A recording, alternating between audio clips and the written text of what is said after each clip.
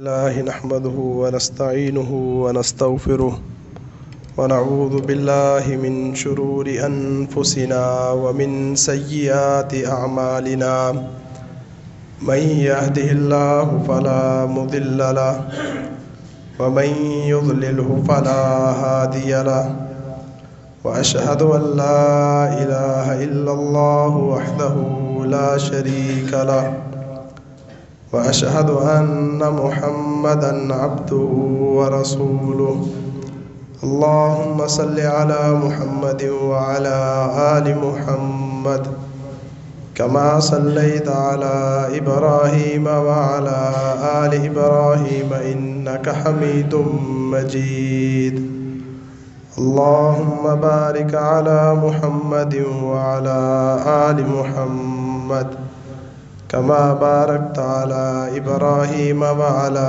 آل إبراهيم إنك حميد مجيد أعوذ بالله السميع العليم من الشيطان الرجيم بسم الله الرحمن الرحيم يا أيها الناس اتقوا ربكم الذي خلقكم من نفس واحدة وخلق منها زوجها وبث منهما رجالا كثيرا ونساء واتقوا الله الذي تساءلون به والأرحام إن الله كان عليكم رقيبا يا أيها الذين آمنوا اتقوا الله وقولوا قولا سديدا يصلح لكم أعمالكم ويغفر لكم ذنوبكم ومن يطع الله ورسوله فقد فاز فوزا عظيما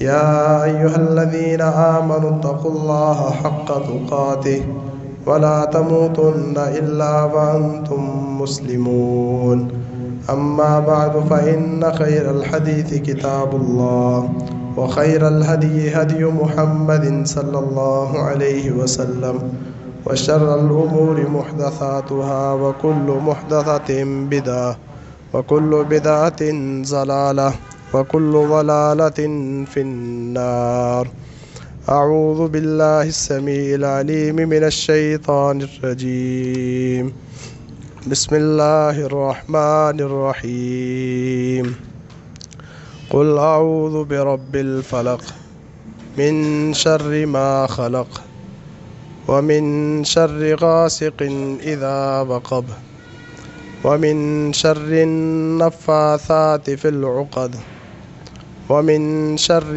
حاسد إذا حسد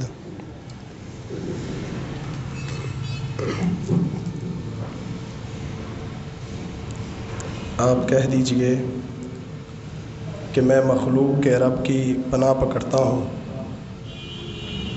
ہر اس چیز کے شر سے جس کو اس نے پیدا کیا اور اندھیری رات کے شر سے جب وہ چھا جائے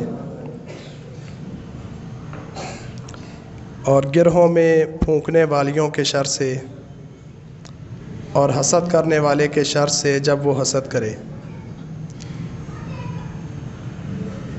محترم سامعین حضرات، اللہ رب العالمین نے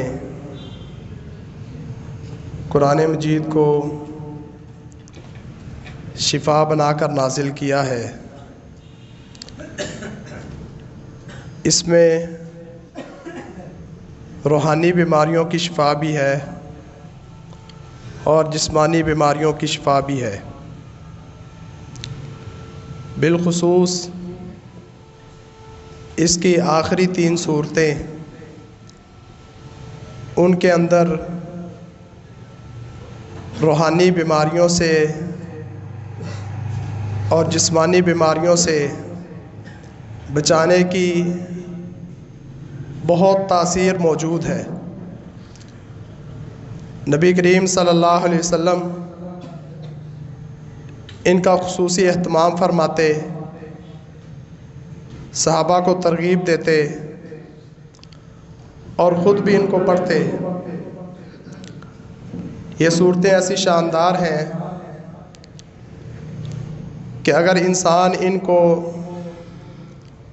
صحیح معنوں میں سمجھ کر پڑھ لے وہ عقیدے کی کسی گمراہی کا شکار نہیں ہو سکتا۔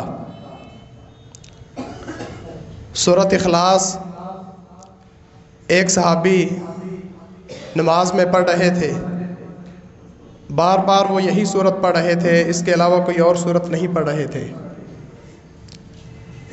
ایک صحابی نے اس کو بہت معمولی سمجھا کہ یہ کوئی لمبی قرات نہیں ہے۔ نبی کریم صلی اللہ علیہ وسلم کو کہا، گویا کہ وہ اس کو معمولی سمجھ رہے تھے۔ آپ نے فرمایا، اس ذات کی قسم جس کے ہاتھ میں میری جان ہے، انہا لتعدل ثلث القرآن، یہ ثلث قرآن کے برابر ہے۔ قرآن کے 3 حصے کیے جائیں تو اکیلی سورۃ اخلاص قرآن کے تیسرے حصے کے برابر ہے۔ ایک صحابی کو نبی صلی اللہ علیہ وسلم نے لشکر کا امیر بنا کر روانہ کیا۔ جو بھی وہ نماز پڑھاتے، قرات کا اختتام سورۃ اخلاص کے ساتھ کرتے۔ ساتھیوں نے اس کو ایک عیب والی چیز سمجھا، نبی کریم صلی اللہ علیہ وسلم سے شکوہ کیا کہ فلاں صحابی ہر رکعت میں ہی سورۃ الاخلاص پڑھتا ہے۔ نبی کریم صلی اللہ علیہ وسلم نے پوچھا کہ اس سے پوچھو وہ ایسا کیوں کرتا ہے۔ اس سے پوچھا گیا، وہ کہنے لگا، مجھے اس سورت سے محبت ہے، اس میں رحمان کی صفت ہے، اللہ کی صفات کا ذکر ہے، اس لیے میں پسند کرتا ہوں کہ میں اس سورت کو پڑھوں۔ نبی کریم صلی اللہ علیہ وسلم نے فرمایا، اخبروہ ان اللہ یحبہ، تم اس کو بتا دو کہ اللہ بھی اس بندے سے محبت کرتا ہے۔ جو بندہ سورۃ اخلاص سے محبت کرتا ہے، اللہ کی صفات سے محبت کرتا ہے، اللہ کے ناموں سے محبت کرتا ہے، اللہ کی توحید سے محبت کرتا ہے، تو رسول اللہ صلی اللہ علیہ وسلم نے فرمایا کہ اس کو بتا دو اللہ بھی اس سے محبت کرتا ہے۔ اور ایک روایت میں آتا ہے، تیرا اس صورت کے ساتھ محبت رکھنا ادخلک الجنہ، تجھے یہ چیز جنت میں لے جائے گی۔ تو سورۃ اخلاص ایسی صورت ہے کہ جس کے اندر اللہ رب العالمین نے ہر باطل عقیدے کی، ہر شرکی عقیدے کی نفی فرما دی۔ قل هو اللہ احد، ان کو کہہ دیجئے وہ اللہ ایک ہے۔ یہ صورت اس وقت نازل ہوئی جب مشرکین مکہ نے کہا کہ اپنے رب کا نسب نامہ بیان کرو، تو اللہ نے یہ صورت نازل فرمائی کہ ان کو کہہ دو وہ اللہ ایک ہے۔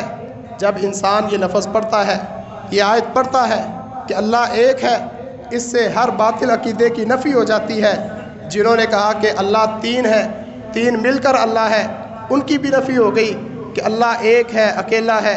جنہوں نے کہا کہ نبی کریم صلی اللہ علیہ وسلم اللہ کے نور میں سے نور ہے، اللہ کے نور کا حصہ ہے، ان کے اس باطل عقیدے کی بھی نفی ہو گئی کہ اللہ تو اکیلا ہے۔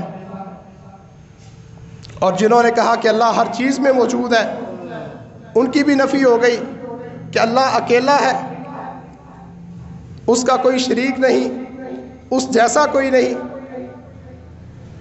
اللہ الصمد، اللہ بے نیاز ہے، لوگ اس کی طرف محتاج ہوتے ہیں، وہ کسی کا محتاج نہیں ہوتا۔ اگر سارے انسان جمع ہو جائیں، سارے جن جمع ہو جائیں اور اللہ سے مانگنا شروع کرتے، ہر کسی کو اللہ اس کی خواہش کے مطابق، اس کی ضرورت کے مطابق اللہ تعالیٰ عطا فرما دے، تو اللہ تعالیٰ فرماتے ہیں میرے خزانے میں اتنی بھی کمی نہیں ہوگی جتنی سمندر میں سوئی ڈالنے سے کمی واقع ہوتی۔ اور وہ اتنا بے نیاز ہے کہ اگر سارے انسان اور سارے جن سب سے زیادہ نافرمان بندے کی طرح ہو جائیں تو اللہ کی بادشاہی میں ایک مچھر کے پر کے برابر بھی فرق نہیں پڑے گا۔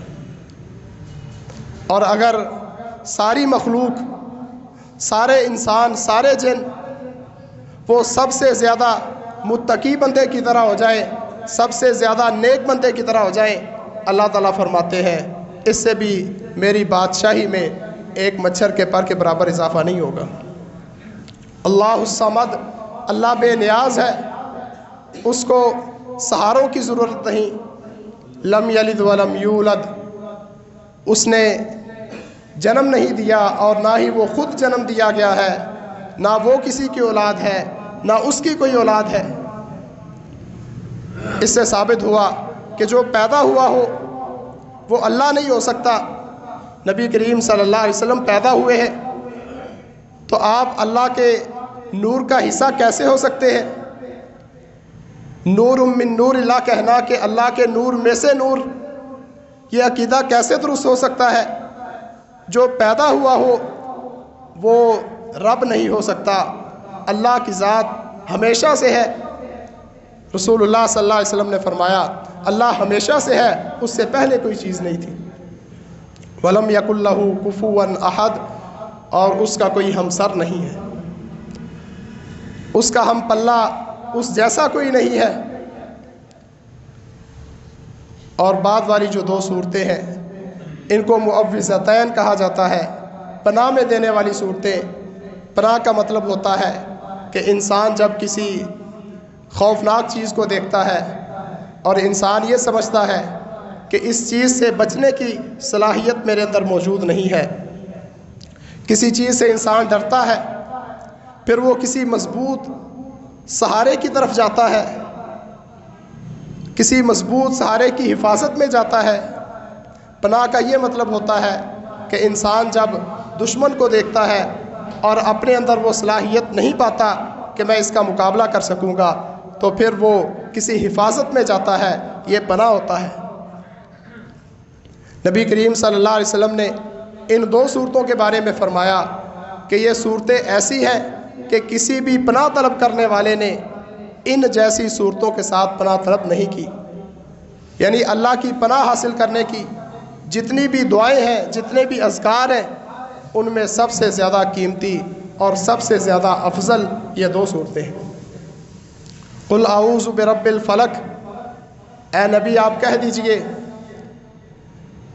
قل اعوذ برب الفلق، میں صبح کے رب کی پناہ پکڑتا ہوں۔ اور یہاں پہ ہمیں عقیدہ سمجھایا کہ نبی کو اللہ یہ حکم دے رہے ہیں کہ اے نبی آپ کہیے میں مخلوق کے، میں صبح کے رب کی پناہ پکڑتا ہوں، کہ نبی کریم صلی اللہ علیہ وسلم بھی اس بات کا اعلان فرما رہے ہیں کہ اللہ کی ذات کے سامنے میں بھی بے بس ہوں، میں بھی اللہ کا محتاج ہوں، میں بھی اللہ کی پناہ پکڑتا ہوں، مجھے بھی اللہ کی پناہ کی ضرورت ہے۔ من شر ما خلق، ہر اس چیز کے شر سے جس کو اس اللہ نے پیدا کیا۔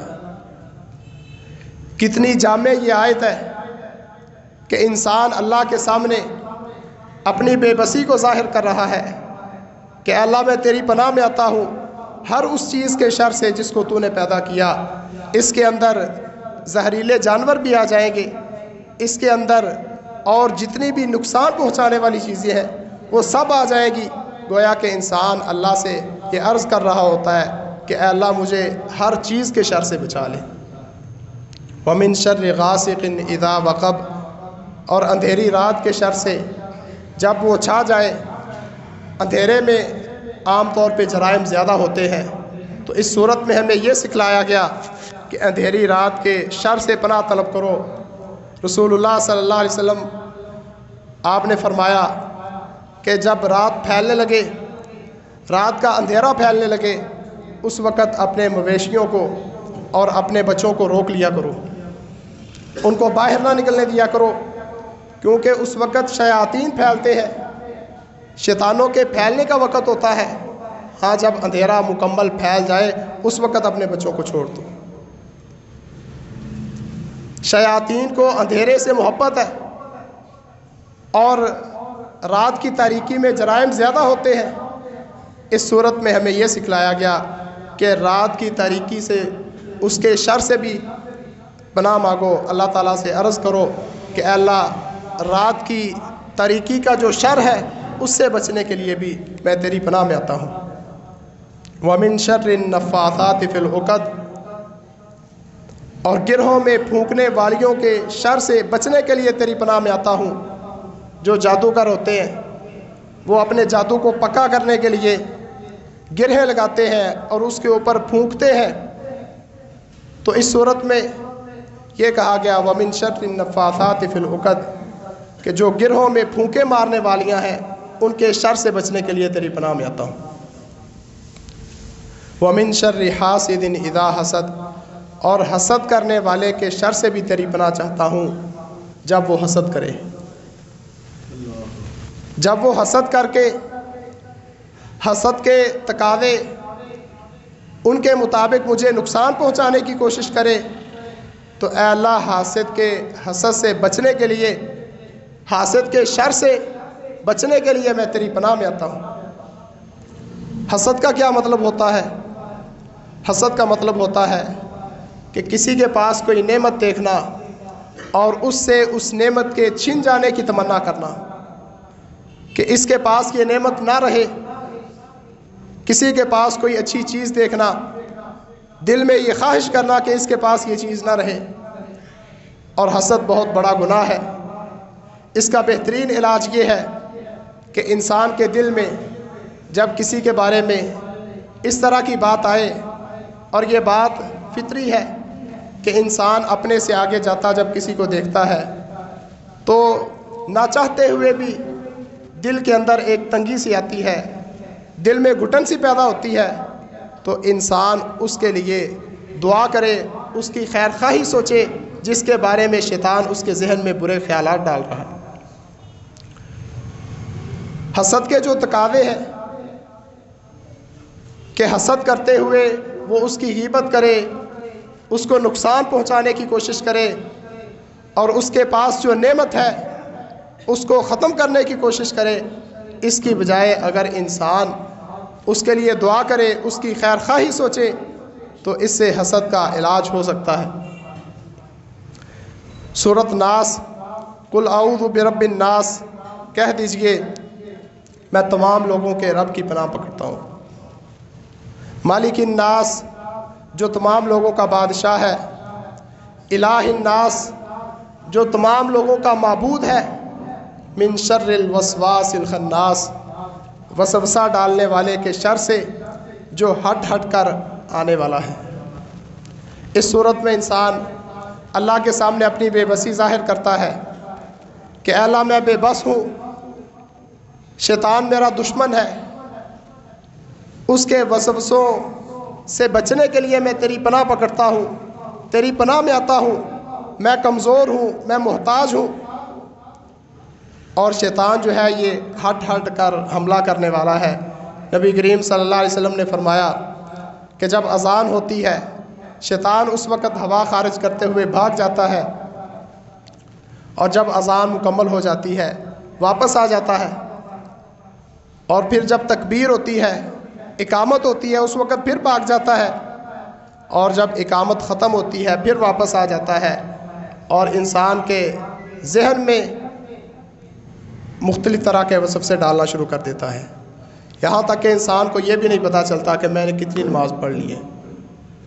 تو شیطان الخناس ہٹ ہٹ کر آنے والا، اگر ایک طریقے سے انسان شیطان سے بچ جائے، شیطان دوسرے طریقے سے اس پر حملہ کرتا ہے، اگر دوسرے طریقے سے بھی بچ جائے شیطان تیسرے طریقے سے اس پر حملہ کرتا ہے. نبی کریم صلی اللہ علیہ وسلم نے حضرت زکریا علیہ السلام کا واقعہ ذکر فرمایا کہ انہوں نے اپنی قوم کو جمع کیا اور ان کو نصیحت کی کہ اللہ کے ذکر کو لازم پکڑ لو، کیونکہ اللہ کے ذکر کی مثال ایسے ہے جیسے انسان کے پیچھے کوئی دشمن لگا ہوا ہو اور انسان بھاگ کر کسی قلعے کے اندر پناہ لے لے، محفوظ ہو جائے. تو اللہ کے ذکر کی مثال ایسے ہے. اللہ کے ذکر کے ذریعے سے ہی انسان شیطان سے بچ سکتا ہے، شیطان کے حملوں سے بچ سکتا ہے. الذی یوسوس فی صدور الناس وہ شیطان جو لوگوں کے سینوں میں وسوسے ڈالتا ہے. رسول اللہ صلی اللہ علیہ وسلم نے فرمایا ان الشیطان یجری من الانسان مجری الدم شیطان انسان کے جسم میں ایسے گردش کرتا ہے جس طرح خون گردش کرتا ہے، اور شیطان انسان کا سب سے بڑا دشمن ہے. تو اپنے سب سے بڑے دشمن سے بچنے کے لیے اس صورت میں ہمیں اللہ سے پناہ پکڑنے کی تربیت دی گئی کہ تم اکیلے شیطان کا مقابلہ نہیں کر سکتے، اس لیے اللہ سے عرض کرو کہ اللہ میں کمزور ہوں، میں بے بس ہوں، میں تیرے سامنے التجا کرتا ہوں کہ مجھے شیطان جو وسوسہ ڈالنے والا ہے، جو ہٹ کر حملہ کرنے والا ہے، جو لوگوں کے سینوں میں وسوسے ڈالتا ہے، اس سے مجھے بچا لے۔ من الجنۃ والناس، وہ شیطان جنوں میں سے ہو یا انسانوں میں سے ہو۔ تو یہ تینوں صورتیں، ان کا معنی مفہوم ہمیں سمجھنا چاہیے اور ان کے مطابق اپنا عقیدہ بنانا چاہیے۔ ان تینوں صورتوں کو پڑھنے کی نبی صلی اللہ علیہ وسلم نے بہت ترغیب دی۔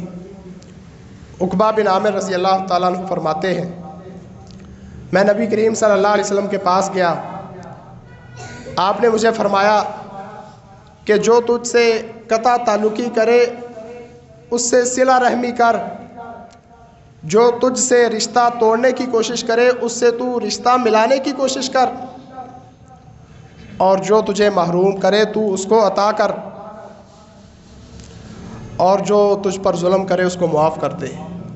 وہ کہتے ہیں پھر میں نبی صلی اللہ علیہ وسلم کے پاس گیا، آپ نے پھر مجھے 3 باتیں فرمائیں کہ اپنے گناہوں پر رویا کر، اور زیادہ تر اپنے گھر میں رہا کر، اپنے گھر میں زیادہ تر رہا کر، اور اپنے گناہوں پر رویا کر۔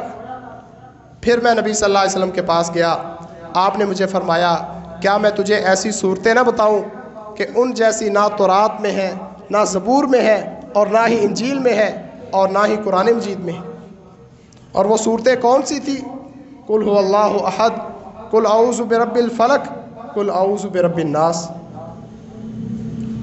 نبی کریم صلی اللہ علیہ وسلم نے فرمایا کوئی رات ایسی نہیں ہونی چاہیے جو رات تو گزارے اور اس رات یہ صورتیں نہ پڑھے۔ عقبہ بن عامر رضی اللہ تعالیٰ عنہ فرماتے ہیں کہ نبی کریم صلی اللہ علیہ وسلم نے مجھے فرمایا اقرا بہما کلما نمتا او قمتا، جب بھی سوئے اور جب بھی بیدار ہو ان صورتوں کو پڑھا کر۔ عبداللہ بن خبیب رضی اللہ تعالیٰ عنہ فرماتے ہیں کہ ایک رات سخت اندھیرے والی تھی، بارش والی تھی، ہم نبی کریم صلی اللہ علیہ وسلم کو تلاش کرنے کے لیے نکلے تاکہ آپ ہمیں نماز پڑھائیں۔ آپ کو تلاش کرتے کرتے ہم ایک جگہ پر پہنچ گئے، نبی کریم صلی اللہ علیہ وسلم وہاں پہ موجود تھے۔ آپ نے مجھے کہا کل، کہو، میں خاموش رہا۔ آپ نے پھر کہا، پھر میں خاموش رہا۔ آپ نے پھر کہا، میں نے کہا یا رسول اللہ کیا کہوں؟ آپ نے فرمایا قل هو اللہ احد، قل اعوذ برب الفلق، قل اعوذ برب الناس، حین تمسی وحین تصبح 3 مرات تکفیک من کل شیء۔ جب بھی تو صبح کرے اس وقت 3 مرتبہ یہ تینوں صورتیں پڑھ، اور جب بھی شام کرے اس وقت بھی یہ تینوں صورتیں 3 مرتبہ پڑھ، تکفیک من کل شیء، تجھے یہ ہر چیز سے کافی ہو جائے گی، ہر چیز سے تجھے یہ کافی ہو جائے گی اگر صبح اور شام ان صورتوں کو 3 مرتبہ پڑھے گا۔ اس حدیث پر غور کریں کہ آپ فرما رہے ہیں کہ اگر صبح کے وقت اور شام کے وقت 3 مرتبہ یہ صورتیں پڑھی جائیں تو انسان کو یہ ہر چیز سے کافی ہو جاتی ہے، ہر طرح کے نقصان سے انسان کو بچا لیتی ہے، ہر طرح کے شیطانی حملوں سے انسان کو بچا لیتی ہے۔ نبی کریم صلی اللہ علیہ وسلم کے بارے میں آتا ہے کہ جب یہ صورتیں نازل نہیں ہوئی تھی، ابو سعید خدری رضی اللہ تعالیٰ عنہ فرماتے ہیں کہ آپ جنوں اور انسانوں کی نظر بد سے بچنے کے لیے اور بہت سارے وظائف پڑھا کرتے تھے، دعائیں پڑھا کرتے تھے، لیکن جب یہ صورتیں نازل ہوئیں اس وقت آپ نے باقی وظائف کو چھوڑ دیا، یہ 2 صورتیں پڑھا کرتے تھے۔ تو یہ 2 صورتیں نظر بد سے بچانے کے لیے بہت زبردست تاثیر رکھتی ہیں کہ نبی کریم صلی اللہ علیہ وسلم پہلے بہت سارے وظائف پڑھا کرتے تھے، لیکن جب یہ صورتیں نازل ہوئیں پھر نبی کریم صلی اللہ علیہ وسلم یہ صورتیں ہی پڑھا کرتے تھے نظر بد سے بچنے کے لیے۔ اس لیے ہمیں بھی چاہیے کہ نظر بد سے اگر ہم بچنا چاہتے ہیں، اپنے بچوں کو بچانا چاہتے ہیں، یہ صورتیں خود بھی پڑھیں اور اپنے بچوں کو یاد کروائیں، ان صورتوں کے مطابق اپنا عقیدہ بنائیں، ان صورتوں کا معنی مفہوم سمجھیں۔ نظر بد یہ برحق ہے، لگ جاتی ہے۔ رسول اللہ صلی اللہ علیہ وسلم کے فرامین سے یہ بات بالکل واضح ہے کہ نظر بد انسان کو لگ جاتی ہے۔ نبی کریم صلی اللہ علیہ وسلم کی یہ عادت مبارکہ تھی کہ جب آپ رات کو سوتے اس وقت یہ تینوں صورتیں پڑھتے اور اپنے ہاتھوں پہ پھونکتے اور اس کے بعد اپنے چہرے پہ ملتے اور جسم کے اگلے حصے پہ ملتے اور جہاں جہاں تک آپ کا ہاتھ پہنچتا وہاں تک رسول اللہ صلی اللہ علیہ وسلم اپنے ہاتھوں کو ملتے جسم پر۔ 3 مرتبہ ایسا کرتے کہ یہ تینوں صورتیں پڑھ کر ہاتھوں پر پھونک کر اپنے جسم پہ ملتے۔ ابتدا اپنے چہرے سے کرتے، جسم کے سامنے والے حصے سے کرتے، پھر یہ تینوں صورتیں پڑھ کر پھر پھونکتے ہاتھوں پر، پھر اپنے جسم پہ ملتے، پھر یہ تینوں صورتیں پڑھ کر اپنے ہاتھوں پہ پھونکتے اور اپنے پورے جسم پہ ملتے۔ نبی کریم صلی اللہ علیہ وسلم جب بیمار ہوتے، ایک روایت میں آتا ہے کہ جب آپ کے گھر والوں میں سے کوئی بیمار ہوتا یا آپ بیمار ہوتے، نبی کریم صلی اللہ علیہ وسلم ان صورتوں کے ساتھ دم کیا کرتے تھے۔ ہمیں بھی چاہیے کہ ان صورتوں کے ساتھ دم کریں۔ دم کروانے کے لیے کوئی ضروری نہیں کہ آپ کسی عالم کے پاس ہی جائیں۔ آپ کو یہ صورتیں اگر آتی ہیں تو آپ ان صورتوں کے ساتھ دم کر سکتے ہیں۔ یہ ایک بہترین دم ہے۔ نبی کریم صلی اللہ علیہ وسلم جب بیمار ہوتے، آپ یہ صورتیں پڑھ کر اپنے جسم پر دم کرتے۔ آپ کے گھر والوں میں سے اگر کوئی بیمار ہوتا پھر بھی نبی صلی اللہ علیہ وسلم ان صورتوں کے ساتھ دم کرتے تھے۔ حضرت عائشہ رضی اللہ تعالیٰ عنہا فرماتی ہیں کہ آپ کی وہ بیماری جس میں آپ اس دنیا سے تشریف لے گئے، جب آپ کو تکلیف کی شدت تھی، میں یہ صورتیں پڑھ کر آپ کے جسم پر دم کیا کرتی تھی اور برکت کے لیے آپ کا ہاتھ آپ کے جسم پر پھیر دیتی۔ یعنی اس بیماری میں بھی حضرت عائشہ فرماتی ہیں کہ میں یہ صورتیں پڑھ کر نبی کریم صلی اللہ علیہ وسلم کو دم کیا کرتی تھی۔ اسی طرح زہریلے جانوروں سے، زہریلے کیڑے مکوڑوں سے بچنے کے لیے، ان کے زہریلے اثرات سے بچنے کے لیے یہ صورتیں بہت تاثیر رکھتی ہیں۔ نبی کریم صلی اللہ علیہ وسلم نماز پڑھا رہے تھے، آپ نے ہاتھ نیچے رکھا، آپ کو بچھو نے ڈس لیا۔ نبی کریم صلی اللہ علیہ وسلم نے اس بچھو کو مار دیا اور کہا لعن اللہ الاقرب لا تدع نبیا ولا غیرہ، اللہ بچھو پر لعنت کرے، یہ نبی کو بھی نہیں چھوڑتا اور نبی کے علاوہ کو بھی نہیں چھوڑتا۔ پھر نبی کریم صلی اللہ علیہ وسلم نے نمک اور پانی منگوایا، اپنے اس زخم پر جہاں پہ بچھو نے ڈسا تھا وہاں پہ آپ نمک اور پانی لگا رہے تھے، ساتھ ان صورتوں کے ساتھ دم کر رہے تھے۔ قل اعوذ برب الفلق، قل اعوذ برب الناس، ان صورتوں کے ساتھ آپ دم کر رہے تھے اور اپنی امت کو یہ سمجھا رہے تھے کہ مخلوق کے سب سے عظیم انسان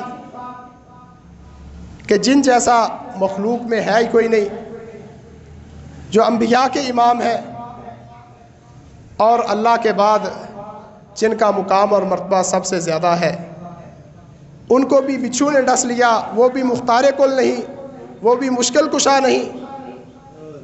اے نبی ان کو کہہ دو لا املک لنفسی ضرا ولا نفعا، میں اپنی جان کے لیے بھی نفع نقصان کا مالک نہیں۔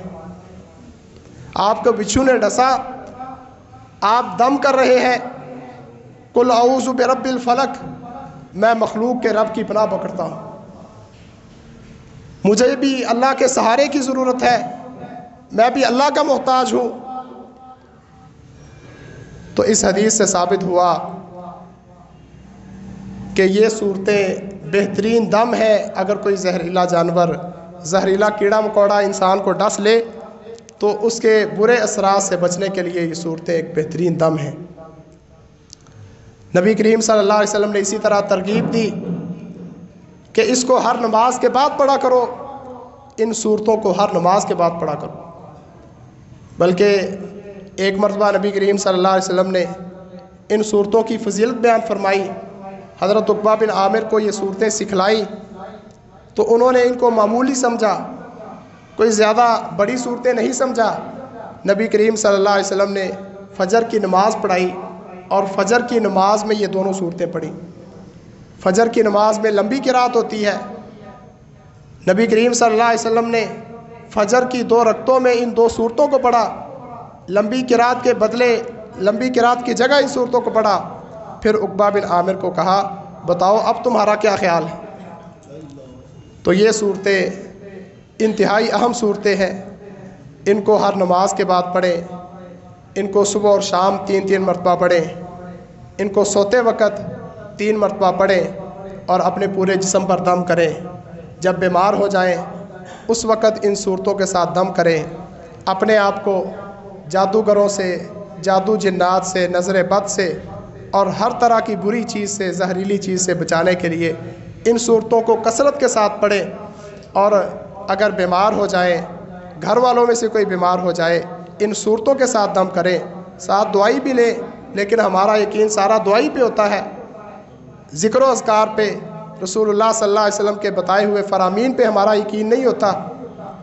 اس وجہ سے بعض اوقات ہمیں کوئی خاص فائدہ نہیں ہوتا، دعائی میں ہم ناغہ بالکل نہیں کرتے، لیکن دم وغیرہ کرنا ہو تو صرف 1 مرتبہ یہ صورتیں پڑھ کے ہم سمجھتے ہیں کہ اس سے ہمیں افاقہ ہو جائے گا، تو بار بار یہ صورتیں پڑھتے رہیں۔ اسی طرح کوئی زہریلی چیز ڈس لے اس وقت یہ صورتیں پڑھیں اور ان صورتوں کا معنی مفہوم سمجھیں، ان کے مطابق اپنا عقیدہ بنائیں۔ اللہ رب العالمین سے دعا ہے کہ اللہ رب العالمین عمل کی توفیق عطا فرمائے۔ وآخر دعوانا الحمدللہ۔